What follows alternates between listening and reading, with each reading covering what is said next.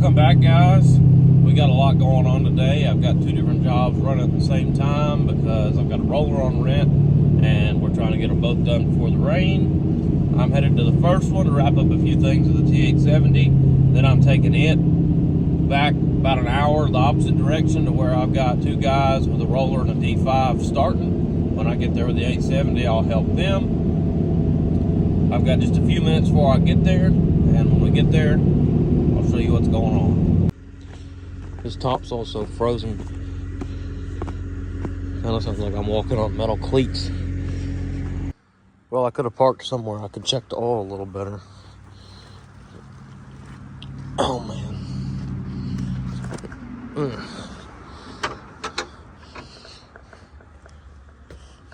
At least it's head high.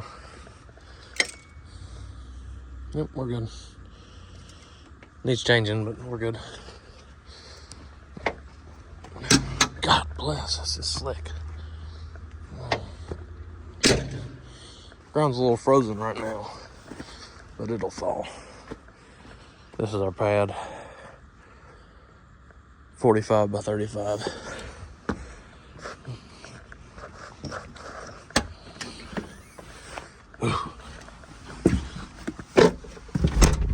Oh, gosh.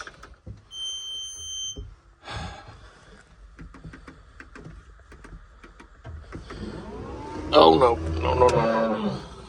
What was that?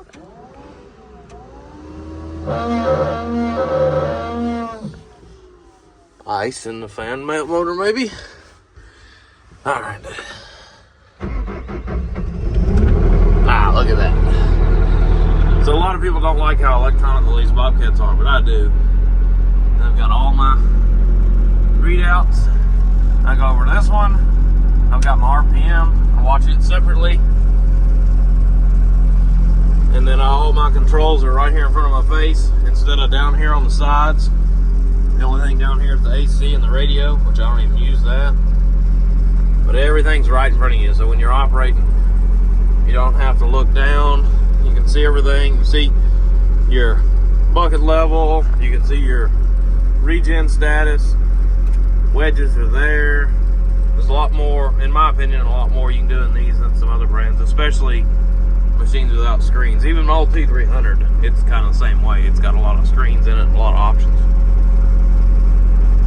So we'll let this thing get warmed up and defrosted, and maybe a truck will be here. So now that we're pushing, I'll tell you a little bit more about what's going on. This pad needed to come up 8 or 9-ish feet, so we did it with clay and an 8-inch list with a roller, so every 8 inches we were compacting it. So this video was about 3 minutes long for that 870 to push out a full load. That's pushed out, smooth, and ready for the roller in just under 3 minutes. Now, when that T870 is working right, it sure does make things quick.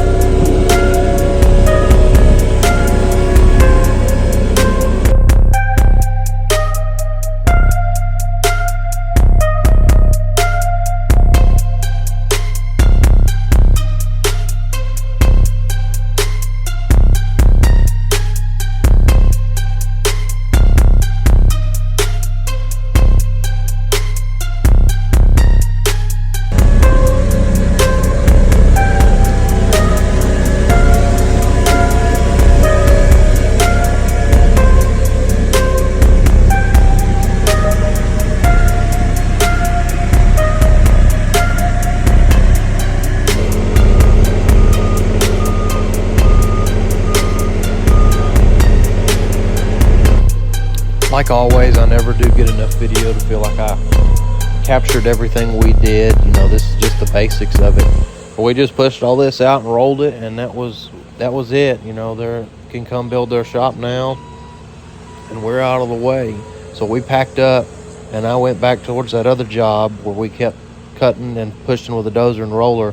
So now we'll go over there, and we'll take a look at what's happening there.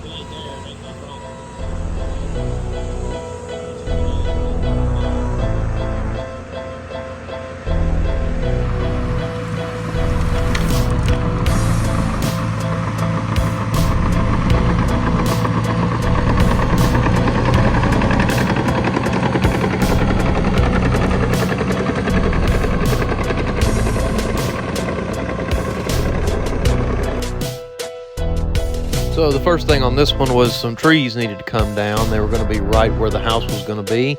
So we knocked them out, pluck them down with a 442, and then walk them out with a dozer, stick rake with a skid steer later. Well, what we want to do is get the root balls dug up and out of the way, and then find some clay on site to throw in those holes and get those holes filled in before we have soft spots and start bringing up that area there for the house. Over towards the right, you can see some dirt. That's where the cut for the shop is going to be, and then where the excavator is now, that's going to be a fill for the house. So the dozer carries it down and the roller walks it in.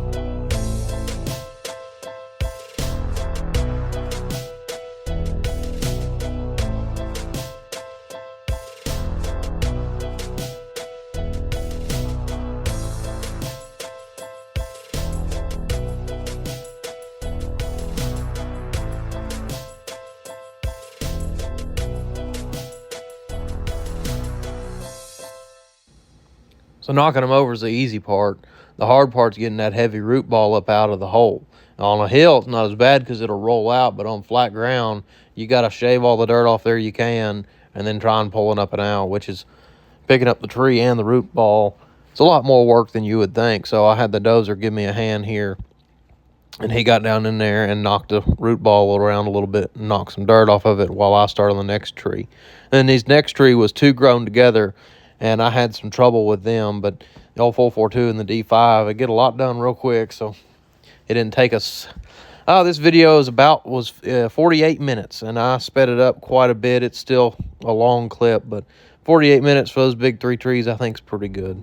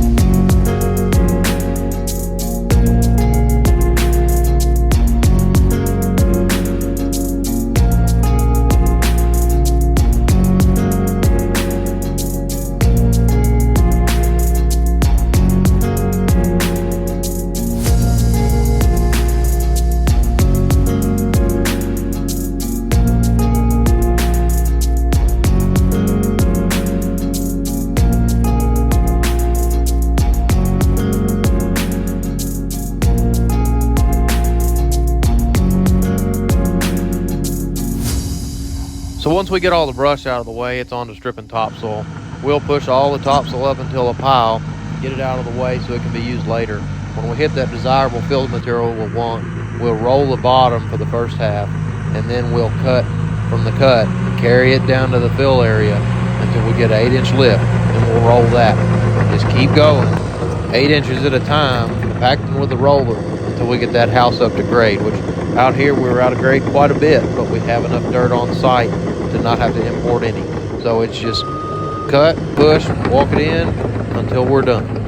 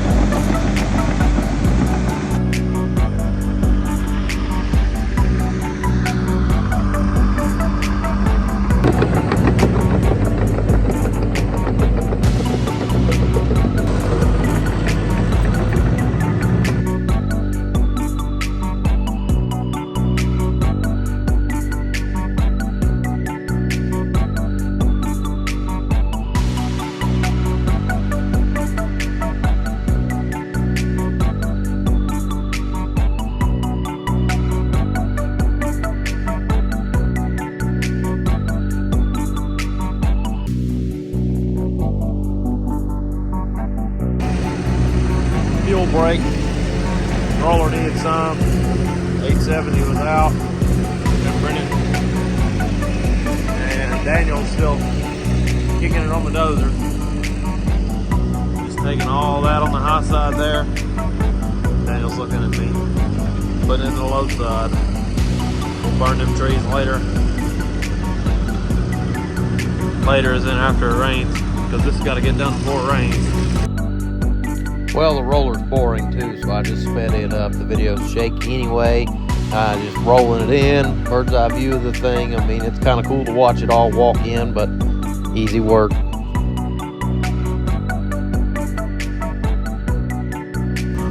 Well, it might feel like 10 o'clock, but it's only 6. I got the dozer cutting a water ditch so that the pad don't flood tonight when the monsoon comes. Roller's going, tracking the 442 back up to the high side to pull up more chert rock. See that? That's what we're dealing with. I wanted to get more videos, pictures, but I've been in the machine all day, so we haven't really got the chance. This is topsoil we haven't disturbed. But you can see the red dirt out there, and it's getting fairly level. We got a lot to cut out up there by that pad.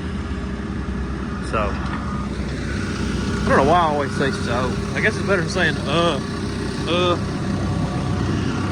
I'm planning on being here until somebody gets mad at me tonight. We're out in the county. Oh, so you'd think people wouldn't get mad, but I'd be kind of mad if somebody's doing this next to my quiet little house. I'm gonna get back to it as soon as I find the throttle.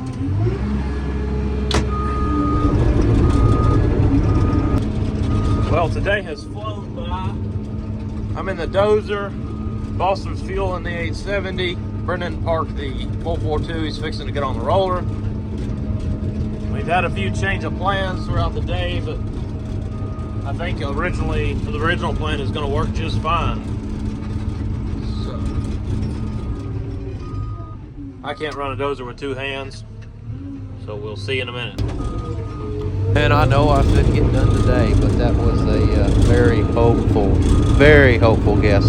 That was kind of unrealistic, but you know, you never know what's going to happen. But we ended up hitting some rock, just chert rock, and it slows you down. We had to bust it up with the excavator, so we got a bearing busted out, and we got close that day. Got it all where water would shed off of it. So now we're just waiting for it to dry up.